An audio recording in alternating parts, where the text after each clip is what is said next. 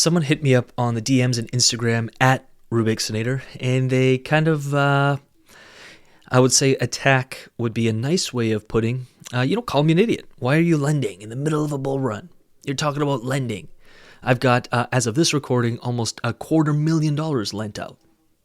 Where, not that long ago, I didn't even have a third of that, a quarter of that. It was mostly deployed in the markets. And I'll answer it this way. I'm not in the game. Oh, and they added, you're making 8% on your lending. Like, it's a horrible ROI, horrible return on your investment, horrible APR when we're in the middle of a bull market. What's wrong with you? And I get their point of view because they're taking a snapshot in a very, like a non-holistic way. They don't see the big picture. They don't know my strategy. They don't know what is that stablecoin? Where did it come from? What is it? Is it just cash sitting on the sidelines? Is it profit? So I'm just really big on why play this game if you don't lock in profits? And you'll notice that the more green the markets are, or at times when we just went through a big green phase and there's massive uncertainty over, an event, which as of this recording, there's a big event happening in 2 days. By the time this episode releases, we're already past it. And what they're also missing is, if I'm sitting on $250,000 in stablecoin, I still have $700,000 deployed in the markets. And that's the piece they miss. They might think that I'm completely out of the game or something. And I don't recommend that. I'm always in the game. I'm always invested in crypto DeFi. But the profits that I'm taking gets cranked up. The more heated the market gets, the more green the market gets, the more we are starting to go into greed on the Fear Greed Index. And I look at the RSI and a couple other indicators. Not that I'm out of the market. I just lock in profit. I make sure I ladder out. $70,000 is my first ladder out position on Bitcoin. So when I hit 70K, guess what? I take profits and I ladder out. And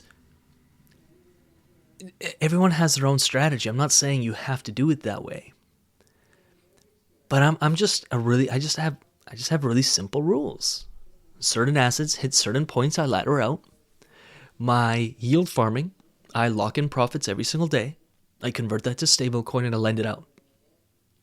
And yes, that stablecoin kind of bag keeps building. And then when there's opportunities in the markets, maybe a big crash, something tanks, there's just a great opportunity, there's a black swan event, and I'm talking these kind of opportunities happen every month, almost every month.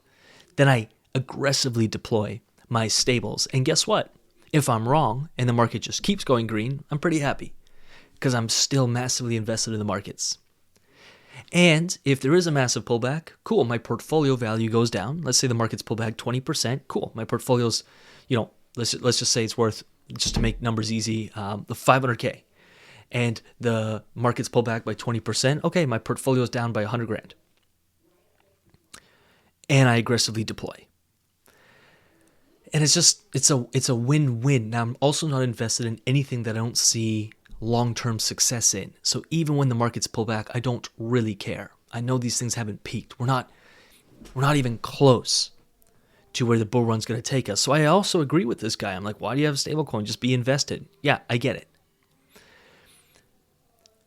But because I cash flow every day and I ladder out, I just follow that simple rule. I sit on stables and then I enter back in. Sometimes that's just buy and hold stuff, or sometimes that's liquidity pools when the markets turn. And it's a really simple rinse and repeat system. It's super easy. It works for me. It doesn't have to be what you do. But a lot of our clients, a lot of our members successfully use that as well. Markets pull back and they're like, oh yeah, I get to deploy all my profits. Let's go. And they're invested in this stuff long term anyway, so they don't really care. Really hope that helps in some way, shape, or form. If it did, let us know. Like this episode. Subscribe to whatever platform you may be on. I think we're across like all platforms now. iTunes and Amazon Music and Spotify and YouTube. Do in the comments or leave a review. Let us know what you thought. And with that said, hopefully you're in the UIG. If you're not yet, then we'll see you in the UIG. Let's have conversations around this stuff. And with that said, we'll see you then.